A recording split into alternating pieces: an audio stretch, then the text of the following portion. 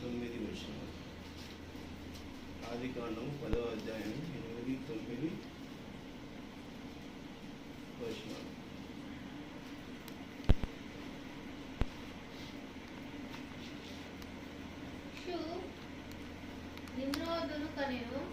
కుషు నిమ్రోదును కన్ను. అతడు భూమి మీద పరాక్రమశాలి అయి ఇండుటకు ఆరంభించి అతడు యెహోవా ఎదుట పరాక్రమం గల వేటగాడు. కాబట్టి యెహోవా ఎదుట పరాక్రమం గల వేటగాడై నిమ్రోదు వలె అను లోకోక్తి కలదు. దేవుని స్తోత్రం. హల్లెలూయా.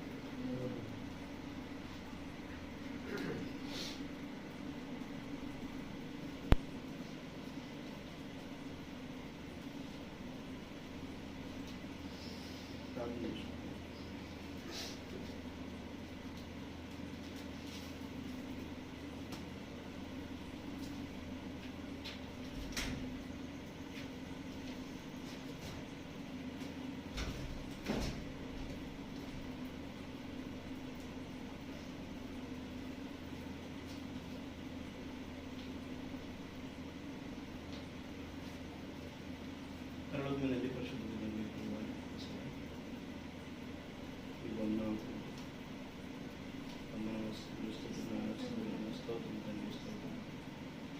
మిక్కిలిగా ప్రేమించిన నా దేవా, నా తండ్రి, ఇదిగో ఈ రాత్రి వేళ ప్రభావ మిమ్మల్ని స్తుతించి ఆరాధించే భాగ్యాన్ని నాకు ప్రసాదించారు. మీ వందనాలైనా ఇదిగోనైనా పర్వరాత్రికి వచ్చిన ప్రభా క్రమం తప్పకుండా జరిపించమని మీ ఆజ్ఞను ప్రభావ మేము కొనసాగించుటకు మీ కాపుదల్లో భద్రపరిచి దీవించగలగాలని కోరుకుంటున్నాను తండ్రి.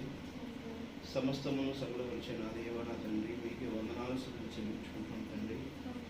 ప్రభానైనా మరి ఇదిగోనైనా ప్రభారాత్రి భోజనం ముందుకు ప్రభా మీరు చెప్పినటువంటి కొన్ని విషయాలు ప్రభా మేము జ్ఞాపకం చేసుకున్నందుకు మీ కృప దయచేయండి తండ్రి. చదవబడిన లేఖనములను ప్రభా వివరించుటకు నేనేమాత్రం మహిమ కాదు ప్రభానైనా మరుగున పెట్టి మీరే మాట్లాడుతారని కోరుకుంటున్నాం తండ్రి. రంగం మీద మీరే వచ్చి మాట్లాడి మమ్మల్ని పవిత్రపరిచి ప్రభా బలపరిచి శక్తివంతులుగా తీర్చిదిద్దగలుగుతారని కోరుకుంటూ ఆమె యేసుక్రీస్తు నామములో అడిగి వేడుకుంటున్నాము తండ్రి. హల్లెలూయా.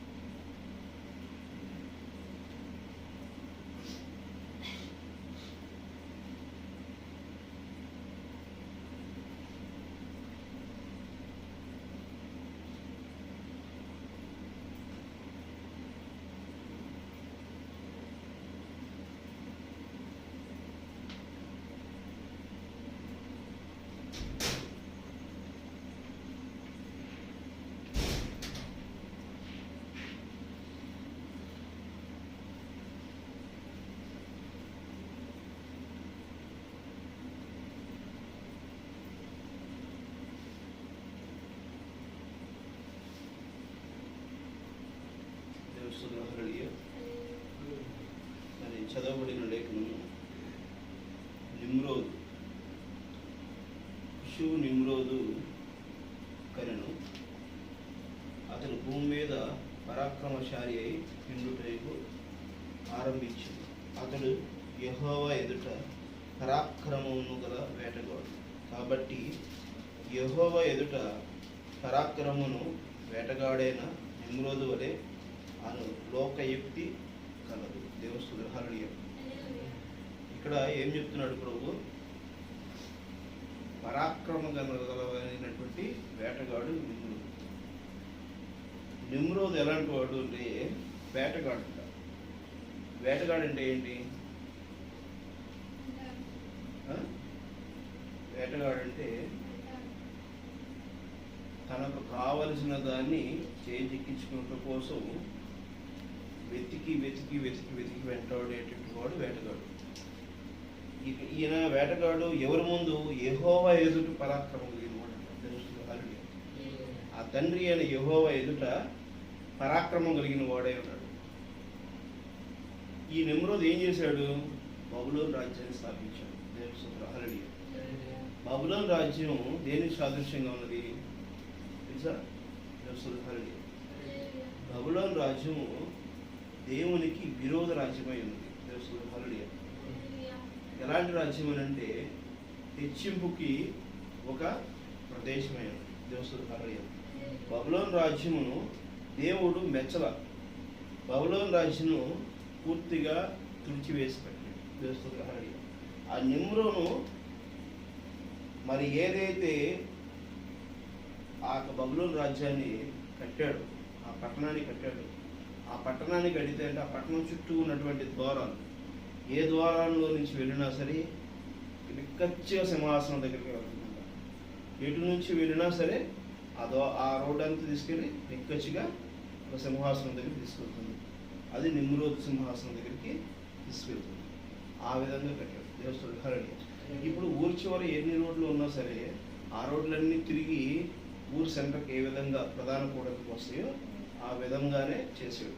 అంటే నువ్వు ఎటువైపు మళ్ళినా, ఏ శాఖ పెట్టినా, ఏదంట ఏ శాఖ పెట్టినా, ఏ సంఘం పెట్టినా, ఏ మినిస్ట్రీ పెట్టినా చివరికి ఎక్కడికి వెళ్తుందంట? నిన్ను వేటగాడైనటువంటి నిమ్రోద్ ప్రాంతంలోకి వెళ్తుంది. ఆ రోజు బబులోను రాజ్యము ఎక్కడెక్కడ గట్టిగా పినారు లోయలో బబులోను నిర్మించింది. అది టిగ్రిస్ నదికి యూఫ్రటీస్ నదికి మధ్య గలదు. ఇప్పుడు ఆ నదులు ఉన్నాయా? టిగ్రిస్ నది, యూఫ్రటీస్ నదులు ఉన్నాయా? యూఫ్రటీస్ నది నిండిపోయింది.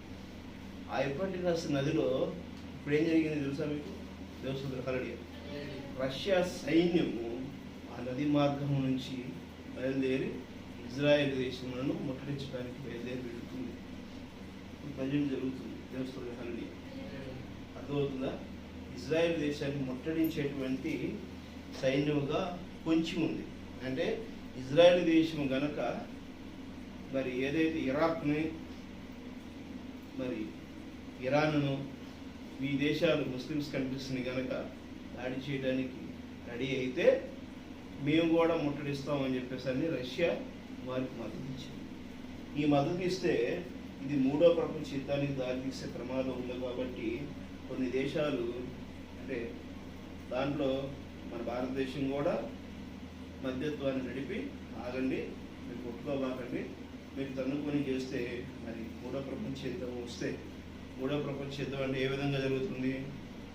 అతి భయంకరమైనటువంటి అనుభవములు వేసుకునేటువంటి పరిస్థితి దారితీస్తుంది. హల్లెలూయా. అర్థమవుతుందా? అతి భయంకరమైనటువంటి అనుభవములు వేసుకునేటువంటి రాజ్యం, ఒక యుద్ధం జరగబోయేటువంటి పరిస్థితి ఉంది. కాబట్టి ఇవన్నీ కూడా మన మధ్య ఎలా జరుగుతుంది అనేది మనం గమనించుకోవాల్సిన వారిగా ఉన్నాం. అలా గమనించుకోలేకపోతే మనం దేవుని చిత్తానుసారమైన జీవితంలో మనం ఉన్నాం. 16వ వచనం, అర్వాదీయులను, సెమేరీయులను, హమాతీయులను కనెను. తరువాత కనానీయుల వంశమును వ్యాపించను. కనానీయుల వంశము వ్యాపించిందంట. దేవుని స్తుతులు. హల్లెలూయా. ఇప్పుడు కనాను దేశానికి మనం తీసుకెళ్లాలంటే, కనాను దేశం వ్యాపించాలంటే మొదటిగా ఎవరు ఉన్నారు? అమ్రోదు వేటగాడుని మనం జయించవలసి ఉన్నది. దేవుని స్తుతులు. హల్లెలూయా. మరి అలాంటి పరిస్థితిని జయించడం కోసము ఎవరిని మనం ఆయుధముగా కలిగి ఉండాలి? 2 అంచులు కట్టడం కలిగినటువంటి మరి పరిశుద్ధ గ్రంథ లేఖనములను మనం ఆయుధం కలిగి ఉంటే ఆ ఆయుధంతో మనము ఏం చేయగలుగుతాము? వేటగాడిని మనము ఎదుర్కోగలుగుతాం. దేవుని స్తుతులు. హల్లెలూయా. దేవుడు ప్రేమించి ఆశీర్వదించి మరి మన మధ్య సంఘాన్ని బలోపేతం చేయడానికి మరి ఉదయకాలంలో మరి మధ్యాహ్నం బాప్టిస్ట్ కార్యక్రమం జరిగింది. మంచిది. మరి ఎన్ని రోజుల నుంచో ప్రార్థన చేస్తూ మరి అడుగుతున్న దానికి మరి ప్రభువు నిన్ను అంగీకరించడం వలన మరి నువ్వు ఎప్పుడు భూమి పుట్టకమునుకునే మరి నిజంగా దేవుడు ఏర్పరచుకుని ఉన్నాడు. కాబట్టి మరి సమస్త లోకములో ఉన్నటువంటి ఈ పరిస్థితులన్నిటినీ ఎదిరించి ప్రభువైన యేసుక్రీస్తు నామములో బాప్టిజం తీసుకున్నటకు నీ మనసు అంగీకరించి స్థిరపరిచింది. దానిని నువ్వు అంగీకరించావు. ఈరోజు బాప్టిజం చేస్తున్నావు. దేవుని మహిమ కలుగును. అయితే బాప్టిజం తీసుకోగానే రక్షణ వచ్చిందా అంటే రక్షణ వచ్చిందా? బాప్టిజం తీసుకోగానే రక్షణ వచ్చిందా? కోచింగ్ ఫీజు కట్టగానే రక్షణ వచ్చిందా? ఒక కోచ్కి ఫీజు కట్టగానే రక్షణ, మరి ఆ కోచ్ మనకు ఆడిస్తాడా? విజయం వచ్చేసిద్దా? కోచ్ ట్రైనింగ్ తీసుకోవాలి. ఎలాంటి ట్రైనింగ్ తీసుకోవాలి? ఇప్పుడు వరకు ఈ లోకంలో ఆలోచనలతోనూ మాటలతోనూ మనం ఎన్ని రకాలుగా జీవించినప్పటికీ ఇప్పుడు మటుకి ప్రభువైన యేసుక్రీస్తు నామములో జీవించవలసి ఉంది. దేవుని హల్లెలూయా. ఇది నిజముగా నువ్వు కాదు కానీ ప్రభువైన యేసుక్రీస్తు మాత్రమే జీవించి ఉండే విధముగానే నువ్వు ఉండాలి. దేవుని హల్లెలూయా. అబద్ధం ఆడటము, దుర్భాష ఆడటము, బోటకప్పు మాటలు చెప్పటము, ఇట్లాంటివన్నీ కూడా సమస్తము మూత వేయబడ్డాయి. సమాధి చేయాలి. దేవుని హల్లెలూయా. నిన్ను వలే నీ పొరుగు వారిని కూడా ప్రేమించి గుణగణాలన్నారు. దేశపూరితమైన ఆలోచనలో లేకపోతే ఇంకో రకంగా కాదు. మనం ప్రేమించే గుణంతోనే మనం ఉండాలి. ఆ యొక్క గుణము మన దగ్గర లేనప్పుడు, ఆలోచన మనం లేనప్పుడు మనలో క్రీస్తు ఉన్నాడని ఎలా చెప్తావు? నీ యొక్క ప్రశస్త సహోదరుని, నీ తల్లిదండ్రులను నువ్వు ప్రేమించకపోతే దేవుణ్ణి ప్రేమిస్తావు అన్నమాట పుట్టిదే అంటాడు. దేవుని హల్లెలూయా. అర్థమవుతుందా? దేవుణ్ణి నువ్వు ప్రేమించడం కాదు, దేవుడు నిన్ను ప్రేమిస్తూనే ఉంటాడు, నన్ను ప్రేమిస్తూనే ఉంటాడు, నిన్ను ప్రేమిస్తూ ఉంటాడు, లోక సంబంధికులను కూడా ప్రేమిస్తూ ఉంటాడు. కానీ మనం దేవుణ్ణి ప్రేమించాలి అని అంటే ఎక్కడ మనకు రుజువుపరచబడాలి? దేవుని నామంలో మనం జీవించామనే దానికి రుజువుపరిచేటువంటి జీవితంలో మనం ప్రేమపూర్వకంగా ఉండాలి. దేవుని హల్లెలూయా. ఆ యొక్క ఆలోచనలు, ఆ యొక్క క్రియలు లేకపోతే మరి నిజంగా మనం ఆ విధంగా ఉన్నాం. బైబిల్ చదివితే దేవుడు నీతో మాట్లాడతాడు. ఎందుకంటే నీలో ప్రభువైన యేసుక్రీస్తు పరిశుద్ధాత్మ ఆవరించి ప్రభువైన యేసుక్రీస్తును అంగీకరించావు. ప్రభువైన యేసుక్రీస్తు నామములో బాప్టిజం తీసుకున్నావు కాబట్టి బైబిల్ చదువుతున్నప్పుడు నీతో దేవుడు మాట్లాడిన విషయము సాతాను కూడా మాట్లాడతాడు. అప్పుడు మనం సాతాను మాట్లాడిందా, దేవుడు మాట్లాడిందా అనేదాన్ని పరిశీలించుకోవాల్సింది. బైబిల్ చదువుతూ ఉంటే బైబిల్లో ఉన్న విషయాలని ఇదేంటి, ఇలా ఎందుకు జరిగింది, ఇలా ఎందుకు జరుగుతుంది, ఇలా ఏంటి అని చెప్పేసి అనేదాన్ని మనం తెలుసుకోవాలి. ఇప్పుడు నిమ్రోతు వేటగాడు అనే విషయాన్ని ఎవరి ముందు పరాక్రమంగా ఉన్నాడు? దేవుడి ఎదుటే అతను పరాక్రమంగా ఉన్నాడు. అవునా? దేవుడి ఎదుట పరాక్రమం కలిగిన వాడు ఎవడు? కయ్యను సంతతే. దేవుని హల్లెలూయా. బబులోను రాజ్యం స్థాపించాడు. ఎవరిని ప్రకటించడానికి? తన యొక్క గొప్పతనాన్ని ప్రకటించడానికే కానీ ప్రభువైన యేసుక్రీస్తు గొప్పతనాన్ని ప్రకటించడానికి కాదు. అర్థమవుతుందా? ఇప్పుడు మనం ఏం చేయాలి? పరిశుద్ధాత్మను వరమును పొందుకుని ఉన్నాం కాబట్టి ఆ వరం యొక్క విశిష్టత ఏంటో మనం ప్రకటించవలసి ఉన్నది. దేవుని హల్లెలూయా. అర్థమవుతుందా? ప్రభువైన యేసుక్రీస్తు నామములో మనం బాప్తిస్మం పొందుకున్నామంటే మన మీద పరిశుద్ధాత్మ వరమును మనం పొందుకుని ఉన్నాం. దేవుని హల్లెలూయా. పరిశుద్ధాత్మ వరము మనం కలిగి ఉన్నప్పుడు ఆ పరిశుద్ధాత్మ అంటే ఏంటి, ఆ ప్రేమ ఏంటి, ఆ యొక్క రుజువు ఏంటి, అది రుజువుపరచాలి. ఈ యొక్క ఎఫెసు సంఘకాలం నుంచి లవోదికయ సంఘకాలంలో ఆ సంఘకాలంలో ఆయా ప్రవక్తలు మనకి విధమైన బోధన అందించారో అవన్నీ కలిగి మనం ఈ ప్రేమ అనేటువంటి ప్రభువైన యేసుక్రీస్తు తలరాయిని మనం అమరిక చేసుకుంటాము.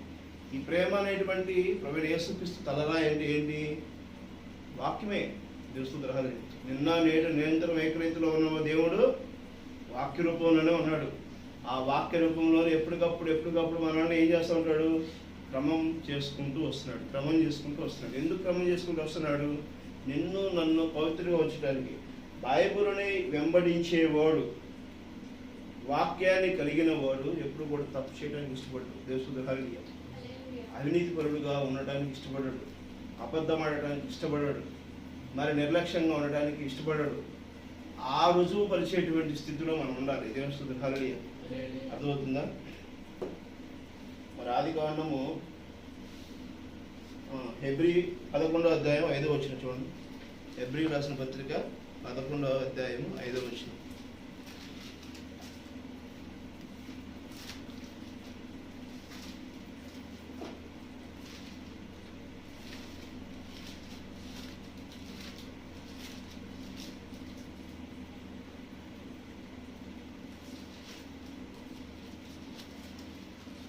తీసారా? 11వ అధ్యాయము 5వ వచనం.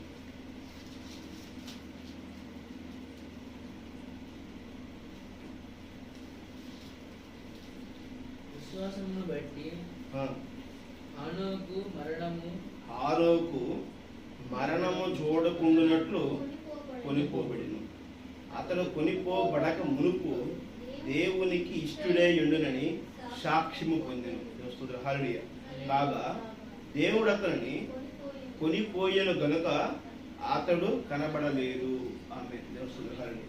మన ఉదయం కూడా ఈ వాక్యము మనం ఎక్కడ చదివాము? ఆదికాండంలో చదివాము, అవునా? ఇప్పుడు ప్రభువైన యేసు క్రీస్తుని హానోకు మరణము చూడకుండానట్లు కొనిపోయాడంట. మరణమే చూడని వ్యక్తి ఎవరైనా ఉన్నారంటే బైబిల్లో మొదటిగా హానోకు. దేవుడు. హల్లెలూయా. ఆయన మరణమునే చూడకుండా దేవుడితో పాటు తోడుకుని వెళ్ళాడు. ఆమేన్. ఆ విధంగానే మరి ప్రభువైన యేసు క్రీస్తుతో పాటు నీవు నేను కూడా తోడుకుని వెళ్ళవలసిన వారిగా ఉన్నాం. మన ఉదయకాలంలో కూడా మాట్లాడుతుంది ఏంటి? మనం ఆ విధముగా ఈ శరీరాన్ని తేలిక చేసుకుని మనం పరలోక రాజ్యం ఏంటనేది చూడాలి. ఆమేన్. ఇక్కడ శబ్దము, ఇక్కడ బోర ఊదితే అక్కడ శబ్దం వినపడుతుంది. అక్కడ శబ్దం వినపడుతుందంటే అక్కడ విషయాలు మనం వింటున్నామంటే ఎక్కడ ఉన్నట్టు మనం పరలోక రాజ్యంలో ఉంటున్నాం. ఆమేన్. పరలోక రాజ్యము ఈ భూమి మీద నెరవేర్చబడుతుంది అనేటువంటిది ప్రభువైన యేసుక్రీస్తు చెప్పాడు. దేవుడు. హల్లెలూయా. అర్థమవుతుందా? ప్రభువైన యేసుక్రీస్తు ఏం చెప్పాడు? పరలోక రాజ్యం ఈ భూమి మీద నెరవేర్చబడింది అన్నాడు. తన శిష్యులు అడిగినప్పుడు ఈ రాజ్యం ఇప్పటికే వచ్చి ఉన్నది మీకు తెలియదా అంటాడు. దేవుడు. హల్లెలూయా. పరలోక రాజ్యం భూమి మీద ఉన్నది. ఆ రాజ్యాన్ని పరిపాలించే రాజు ఎవరు? ప్రభువైన యేసుక్రీస్తు. రాజులకు రాజు మహాప్రభు అయి ఉన్నాడు. ఆ ప్రభు సన్నిధానములో ఏ శబ్దమైతే వినపడుతుందో ఆ శబ్దాన్ని మనము కలిగి ఉండాలి. తన యొక్క వారసులుగా ఉన్నప్పుడు ఆ వారసత్వ యొక్క సంగతులన్నీ కూడా మనకు తెలుస్తాయి. దేవుడు. హల్లెలూయా. ఆ వారసత్వ సంగతులు మనకు తెలియనప్పుడు మనం ఈ లోకంలోనే ఉంటాం. దేవుడు. హల్లెలూయా. ఇది 7వ దూత బూర ఊదినప్పుడు ఆ ఊదిన శబ్దము పరలోక రాజ్యంలోనే వినపడుతుంది. ఈ లోకము ఏమవుతుందంట? అణిచివేయబడి పరలోక రాజ్యము ఇక్కడ స్థాపించబడిన దాంట్లో మనం నిలిచి ఉన్నాం. ఆమేన్. అర్థమవుతుందా? ఎక్కడ ఉన్నాం ఇప్పుడు? పరలోక రాజ్యంలోనే ఉన్నాం. మనం ఏ ఆహారం మనం తీసుకుంటున్నాం ఇప్పుడు? ఎవరైతే నేను తలుపు తట్టినప్పుడు తలుపు తీస్తారో వారు నేను వారితోనూ ఆ తండ్రి యొద్ద సింహాసనం నుండి భోజనం చేస్తామని దేవుడు. హల్లెలూయా. ఇప్పుడు ఆ సింహాసనం ఎక్కడుంది? సింహాసనం ఎక్కడుంది? ఆ సింహాసనం మీద కూర్చున్నవాడు మార్నింగ్ చెప్పాను. ఆ సింహాసనం మీద కూర్చున్నటువంటి ఆయన ముందు 24 మంది పెద్దలు సాష్టాంగం పడి ఏం చెబుతున్నారు? ప్రభువా నీ చిత్త ప్రకారం అంటున్నారు. ప్రకటన గ్రంథం 11వ అధ్యాయం ఉంది కదా మనం మాట్లాడుకున్నది, ఉదయం మాట్లాడుకున్నది. 11వ అధ్యాయం 15 నుంచి చదవండి. ప్రకటన గ్రంథం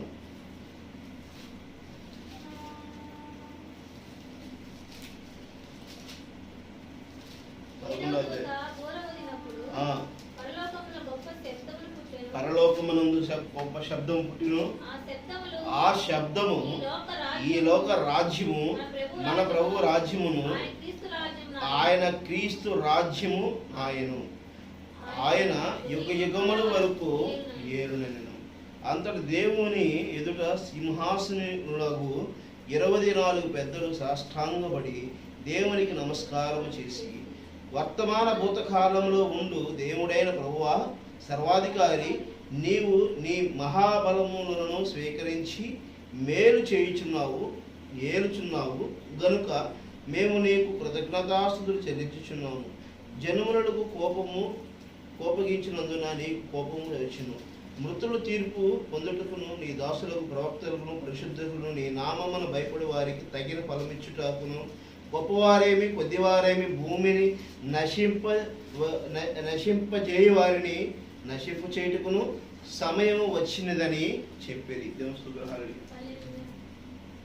దేవుడి నామాన్ని గుర్తుపెరిగిన వారికి అయితే మాత్రమైతేనేమి ఆయన ఆశీర్వదిస్తున్నాడు. కానీ దేవుడి నామాన్ని గుర్తు ఎరగిన వారికి ఈ భూమిని నశింప చేసేటువంటి ప్రక్రియ ఆయన చేస్తున్నాడు. దేవుని స్తోత్రం. హల్లెలూయా. ఈ భూమి మీద ఉన్నటువంటి సమస్తము ఈ లోక సంబంధమైనటువంటివి ఏ రోజో ఒక రోజున మరణానికి దారి తీసేవే కానీ, నశించిపోయేవే కానీ, మరి చెదరగొట్టబడేవే కానీ, మరి అక్కడ నుండి ఆవిరైపోయేవే కానీ ఏవి కూడా దేవుని చిత్తానుసారంగా ఉండేవి కాదు. దేవుని స్తోత్రం. హల్లెలూయా. అర్థమవుతుందా? ఇప్పటిస్ నది ఈ రోజు ఏమైంది లేదు. అది ఇప్పటిస్ నది, నదులన్నీ దేవుడే కదా ఏర్పాటు చేసింది. ఆ ఏర్పాటు చేసినటువంటి నదులు ఆవిరైపోవడానికి కారణం ఎవరు?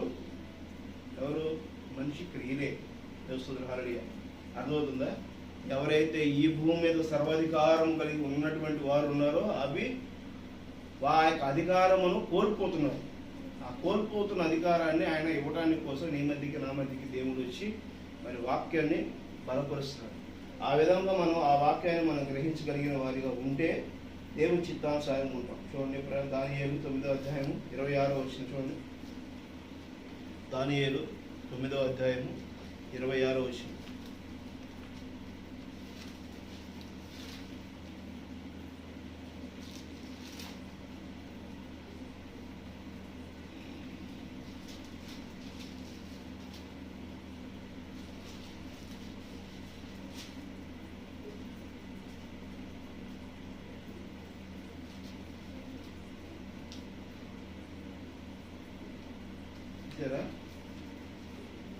దానియేలు గ్రంథము 9వ అధ్యాయము 26వ వచనం.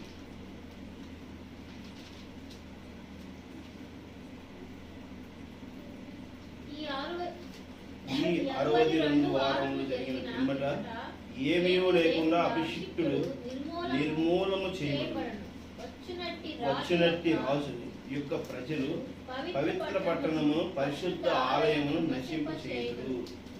వాని అంతము హఠాత్తుగా వచ్చును మరియు యుద్ధకాలాంతము వరకు నాశనము జరుగునని నిర్ణయింపబడిను. దేవుని స్తోత్రం. హల్లెలూయా.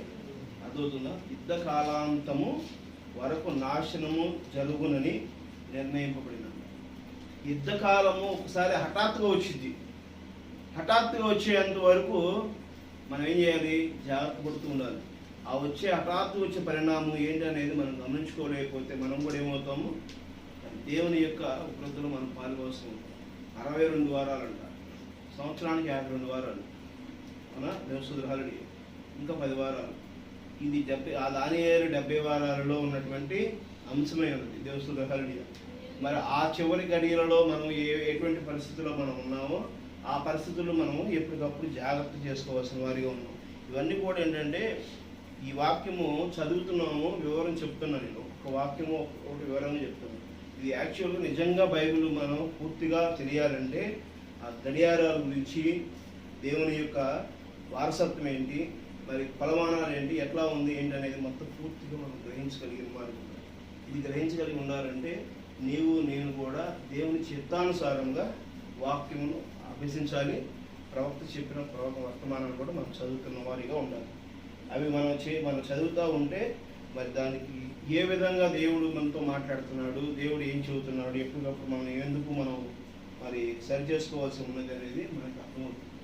కాలం యొక్క పొడవి అనే వర్తమానం ద్వారా మరి ఈ యొక్క విషయాలన్నీ కూడా రేపు అంటే కాలాల్లో దేవుడు ఏ విధంగా మనకి ఆ వాక్యమును పొందుపరిచి ఉన్నాడు అనేటువంటి విషయాలు మనం తెలుసుకోవడానికి కోసం మరి మరుసటి వారము మరి దాని గురించి మనము చూద్దాం. మరి అయితే మీరు కూడా ఈ యొక్క వర్తమానాన్ని చదవండి. కాలం యొక్క కూడల వర్తమానం చదవండి. చదివితే బైబిల్ పక్కన పెట్టుకుని చదవండి, ధ్యానించండి. ఈ వార కాలంలో బైబిల్ పక్కన పెట్టుకుని ఆ యొక్క మెసేజ్ బుక్తో మీరు చదివితే ఆ బుక్లో ప్రవక్త ఏం చదువుతున్నాడు, వర్తమానాలు ఏం మరి బైబిల్ ఏం చదువుతుంది, వీటిని వేరే చేసుకుని మీరు చెబుతూ ఉంటే మనం చెప్పుకునేటువంటి అంశాలు మీరు లోతైన విషయాలు మీరు గమనించగలుగుతారు. లేకపోతే ఓపెన్ అని చెబుతూ ఉంటే ఏమవుతుందంటే ఒక పెట్టకథలాగా అనిపించింది. అర్థమవుతుందా? దేవుని స్తోత్రం. హల్లెలూయా. పెట్టకథలాగా వెళ్ళిపోతూ ఉంటుంది. చెప్తున్న విషయాన్ని పూర్తిగా మనము గ్రహించగలిగిన వారిగా ఉండాలి. ఇది బాధ్యతగా మనం వాక్యమును గమనించి వాక్యాలు మనం ఇమిడింపు చేసుకోవడం కోసం మనకున్న సమయం. మనం ఏమైనా నిలదీసే పనులు ఏమి లేవు కదా. వాస్తవంగా మీరు ఏమైనా పనులు చేస్తున్నారా? వాస్తవంగా ఏం చేయట్లేదు. రోజంతా సమయమే కదా. పుస్తకం చదువుకోలేదా? పుస్తకం చదువు, రోజు 5 పేజీలు 10 పేజీలు చదివితే 7 రోజుల్లో పుస్తకం కంప్లీట్ చేసేసుకుంటావు. నీకు అర్థమైపోతుంది బైబిల్ని వెంబడిస్తున్నావు తెలుసు. వరకనే కాలంగా వేస్ట్ చేసుకోవడం ఎందుకు? ఈ వాక్యం తెలిస్తే నువ్వు 10 మందికి వాక్యం చెప్పగలుగుతావు. ఎందుకు అంటే ఈ కాలం యొక్క పరిశుద్ధాత్మ ఏంటి, ఈ కాలం అసలు దేవుడు ఎక్కడున్నాడు, దేవుడి స్థితి ఏంటి, దేవుడు మనం ఎందుకు ఏర్పాటు చేశాడు, దేవుడి సృష్టి ఎందుకు చేశాడు, ఈ లోకంలో ఉన్నటువంటి స్థితి ఏంటి, అసలు రాజ్యం అంటే ఏంటి, ఆ రాజ్య సంగతులు ఏంటి, పరలోక రాజ్యం ఏంటి, ఈ లోక రాజ్యం అంటే ఏంటి అనేది ఎప్పుడైతే మనం గ్రహించగలుగుతామో, తెలుసుకోగలుగుతామో, గుర్తు చేసుకోగలుగుతామో అప్పుడు మనం దేవుని యొక్క వాక్యాన్ని మనం బోధించగలుగుతాం. దేవస్తోత్ర హల్లెలూయా. అర్థమవుతుందా? సమయం వ్యర్థం చేసుకోకుండా నీకు ఎగ్జామ్స్ ఉన్నాయి కాబట్టి చదువుకోను, ఎగ్జామ్స్ నువ్వు ప్రిపేర్ అవ్వు. కానీ ఈ వాక్యం చెప్పేటప్పుడు నువ్వు మనసు పెట్టి ధ్యాస కలిగి ఉంటే అప్పుడు నీకు అర్థమవుతుంది. దేవస్తోత్ర హల్లెలూయా. దానియేలు 1వ అధ్యాయం 27వ వచనం చదవండి. లేఖనం చూసి చూద్దాం.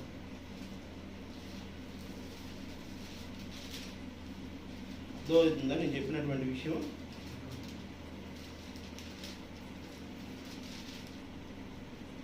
1వ అధ్యాయం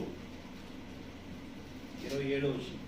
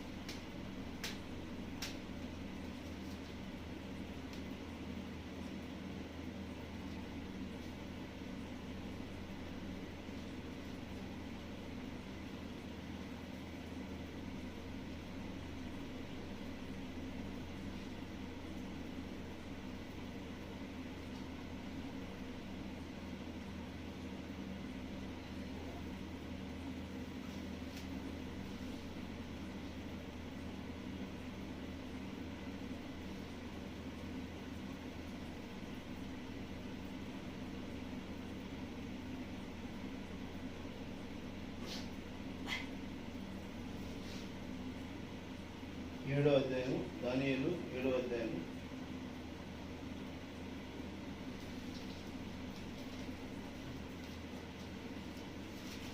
25వ వచనం.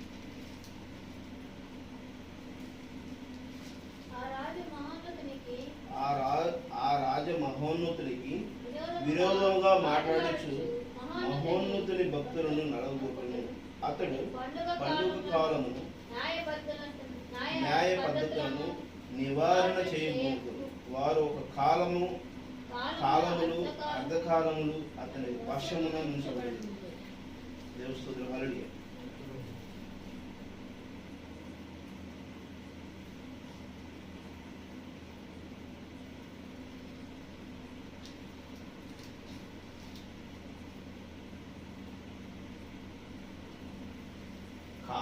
కాలములు అర్ధకాలములు అంట అతని వశంలో ఉంచుకున్నాడు. దేవుడు కాలములో అర్ధ భాగములను కూడా ఆయన వశంలో ఉంచుకున్నాడు. ఆ విధంగా అర్ధ భాగంలో అంటే ఏంటి? 3.5 సంవత్సరం ఆయన భాగంలో ఉంచుకున్నాడు. ఎవరు? సాతాను భాగంలో ఉంది. 3.5 సంవత్సరం ఎవరి భాగంలో ఉంది? దేవుని ఆధీనంలో ఉంది. దేవుని యేసుక్రీస్తు ఆధీనంలో ఉంది. ఇది ఒక గడియ, ఇది ఒక యుగమై ఉంది. దేవుని అర్థమవుతుందా? ఈ కాలము పరిపూర్ణం అవటం కోసము దేవుడు ప్రణాళికను కలిగి ఉన్నాడు. ఆ ప్రణాళికని మన మధ్యకి తీసుకొచ్చడం కోసము, ఆయన వివరించడం కోసమే 7వ దూత అయినటువంటి ప్రవక్త ద్వారా మన మధ్య సంపూర్ణమైన వర్తమానం మనం తీసుకొచ్చాడు. ఈ యొక్క విషయాలన్నీ కూడా నువ్వు నేను గమనించాలి అంటే మరి ఆ వాక్యములను మనం గమనించుకొని చదివితే ఉంటే అభ్యసించుకుంటూ ఉంటే నువ్వు గ్రహించగలుగుతావు. దానిని నేను విశ్లేషించేటప్పుడు మీకు అర్థమవుతుంది. లేకపోతే ఊరికనే మనం చెప్పుకుంటూ కూర్చుంటూ ఉంటే అర్థం కాదు. ఈ వాక్యం మనం తెలుసుకోవాలి సంపూర్ణంగా అంటే దీని ముందుకు వెళ్దాం. దేవసుత హరిడి అర్థమవుతుందా? దేవుని చిత్తానుసారంగా మరి ఈ వాక్యాన్ని మనం కంటిన్యూ చేద్దాం. మరి ప్రవాసి భోజనం కాబట్టి మనం తీసుకొచ్చినటువంటి ఈ యొక్క లేఖనమును మన మనసులో ముద్రించుకుని దేవుని చిత్తానుసారంగా మనం జీవించడం కోసము ప్రార్థన కోరుతున్నాం. దేవస్తుడు హల్లెలూయా ప్రార్థన చేసుకుందాం.